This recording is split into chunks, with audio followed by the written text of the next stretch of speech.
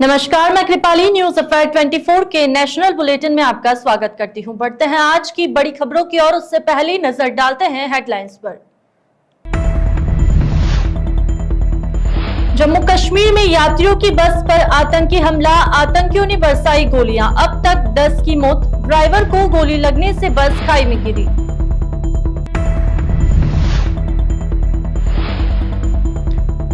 शपथ के बाद पीएम मोदी का बड़ा फैसला, किसान सम्मान निधि किश्त जारी की। 9.3 करोड़ किसानों को वितरित होंगे 20,000 करोड़ रुपए। भारत ने पाक को हराया, फूट फूट कर रोए नसीम। कप्तान बाबर आजम ने बताया क्यों हारे।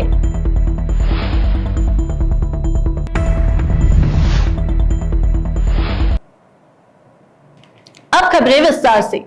जम्मू कश्मीर में बड़ी आतंकी घटना हुई। यहां यात्रियों की बस पर आतंकियों ने गोलियां बरसाई।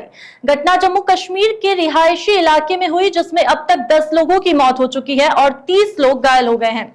आतंकियों ने बस पर अंधाधुंध फायरिंग की, जिससे बस चला रहे ड्राइवर को गोली लगी और उसका बस से नियंत्रण छूट गया और बस खाई में जा गिरी। यात्रियों ने बताया कि शिवखेड़ी में दर्शन के बाद हम कटरा की ओर जा रहे थे। जब बस ऊपर से नीचे उतर रही थी, तभी एक आतंकवादी ने बीच सड़क पर फायरिंग शुरू कर दी। जब ड्राइवर को गोली लग गई तो बस खाई में जा गिरी। आतंकियों ने करीब 20 मिनट तक गोलियां चलाई। यही नहीं, खाई में बस गिरने के बाद भी वह नीचे आए, लेकिन हम चुप गए। जब गोली चलना बंद हो गई, उसके बाद पुलिस आई और स्थानीय लोगों की मदद से रेस्क्यू किया। आतंकी 5 से 6 हो सकते हैं। बस वे सामने से गोली चला रहे आतंकी को देखा, वहीं इधर उधर से भी फायरिंग हो रही थी। केंद्रीय मंत्री अमित शाह ने कहा कि तीर्थ यात्रियों पर हुए नृशंस आतंकी हमले में शामिल लोगों को बख्शा नहीं जाएगा और उन्हें कानून का सामना करना पड़ेगा। उन्होंने जम्मू कश्मीर के उपराज्यपाल मनोज सिन्हा और जम्मू कश्मीर के डीजीपी RR स्वैन से बात की और आतंकी हमले के बाद स्थिति का जायजा लिया। हमास और इजराइल के बीच पिछले 6 माह से जंग चल रही है। इस बीच इजराइल रक्षा बल ने एक वीडियो साझा किया है जो चौंकाने वाला है। इस वीडियो में दावा किया गया कि हमास के द्वारा बंधक बनाए गए 4 इजरायली लोगों को छुड़ा लिया गया है। जिन 4 लोगों को अब रिहा कराया गया है वो उन्हीं 250 बंधकों में शामिल थे। इन 4 बंधकों को 7 अक्टूबर को नोवा संगीत समारोह से हमास द्वारा अपहरण कर लिया गया था।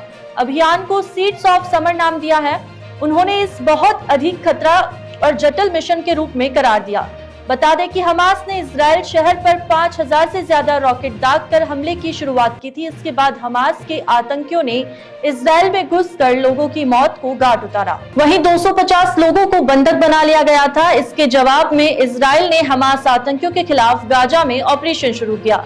इस ऑपरेशन में गाजा स्थित हमास के ठिकानों पर जबरदस्त बमबारी की गई, जिससे अधिकतर गाजा खंडर में तब्दील हो गया। अब तक इजराइल और गाजा में कुल मिलाकर 34,622 लोगों की मौत हो चुकी है।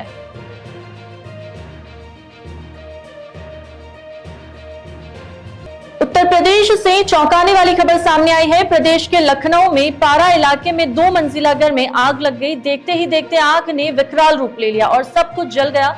आग ग्राउंड फ्लोर पर लगी हुई थी। घर में 200 लीटर केरोसिन रखा होने के कारण आग 2 मंजिला पूरे मकान में फैल गई। आग लगने के कारण एक ही घर के 11 सदस्यों की जिंदगी मुश्किल में फंस गई।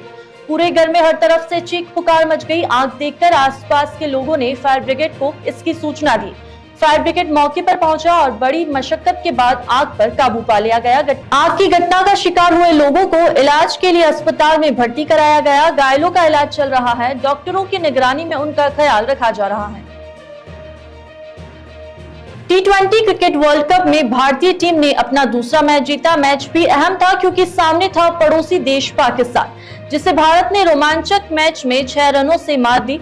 आखिरी ओवर में 18 रन चाहिए थे और पाक के गेंदबाज खेल रहे थे। रन नहीं बनाने के कारण पाक हारी और इससे गेंदबाज नसीम फूट फूट कर रोए। इधर मैच के बाद पाकिस्तान के कप्तान ने हार की वजह बताई। बाबर आजम ने कहा कि हमने बॉलिंग तो अच्छी की, लेकिन बैटिंग में एक के बाद एक विकेट गंवाए और बहुत डॉट बॉल खेली। आसानी से खेलने की रणनीति थी, सिर्फ स्ट्राइक रोटेट करना और विषम बाउंड्री लगाना, लेकिन उस दौरान हमने बहुत डॉट बॉल खेली। निचले क्रम के बल्लेबाजों से ज्यादा उम्मीद नहीं कर सकते। हमारा दिमाग शुरुआती 6 ओवर का इस्तेमाल बल्लेबाजी करने में था, लेकिन एक विकेट गिरा और पहले 6 ओवर में हम उम्मीद के मुताबिक नहीं थे।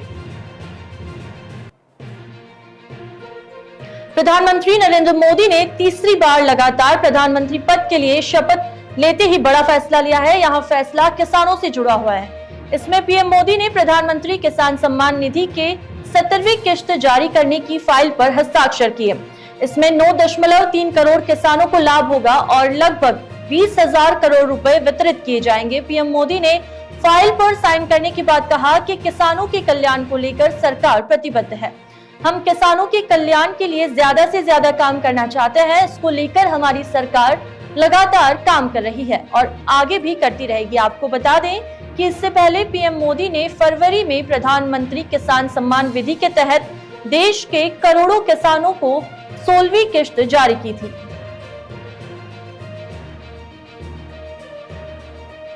बॉलीवुड एक्ट्रेस सोनाक्षी सिन्हा पिछले काफी समय से अपनी पर्सनल लाइफ को लेकर चर्चा में है। एक्ट्रेस को लेकर यह भी सामने आता है कि वो जहीर इकबाल को डेट कर रही है।